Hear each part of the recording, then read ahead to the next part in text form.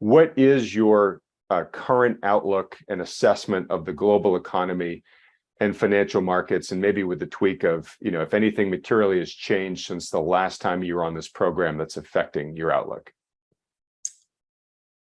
The big change is that we should be focusing on war. As an old wise friend said to me when we were chatting the other day, Simon, we are in World War III. And when you strip out the niceties and see what Washington, London, and Brussels are throwing into Ukraine, not just funds and military equipment, much of which actually never gets there, but the fact from reports that I have that Ukraine's war against Russia is being conducted by American and UK officers somewhere around Kiev. So this is going to have enormous implications for monetary and fiscal policies. First, central banks will have to look at the consequences of war in policy making. Thus, I think it's very likely that with the Fed tightening, less credit going into the system, and with rates rising, that there will be an accident in financial markets. And that will be the excuse for the Fed to stop tightening and to go back by the end of this year, back to QE.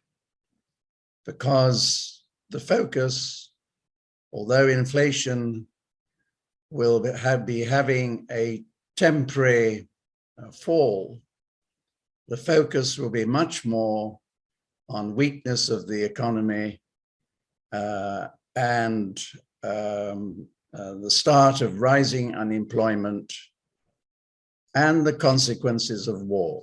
That will be bound to come into their thinking. So what we see happening is continued falls in a volatile manner of equity markets into, say, the spring of next year. The dollar falls off its peak and will probably fall by something like 13% into the spring.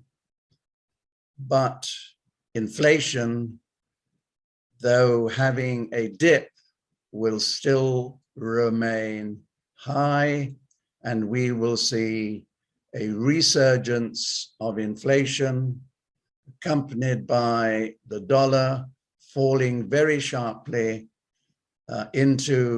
later into 23 and 24. And that's late 24, early 25 is when we will get the blow off with long-term 10-year US Treasuries by mid-24, probably rising to 11% plus. So we will have internal problems in the market.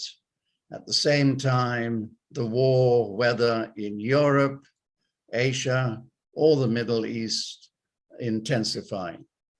So that will lead us into, frankly, a depression, which will be similar to what was experienced in 29-32.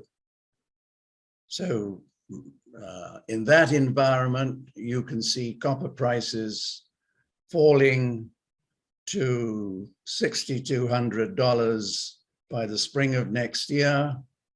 And then with QE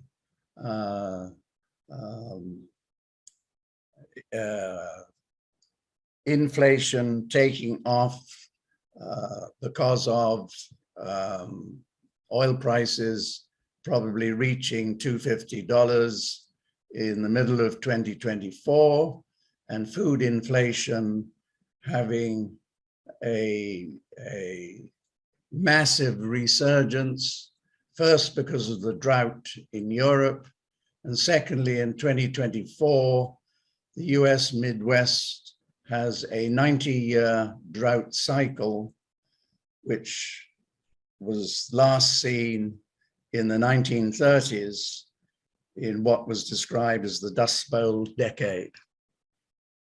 So in a nutshell, that's how we see the world evolving.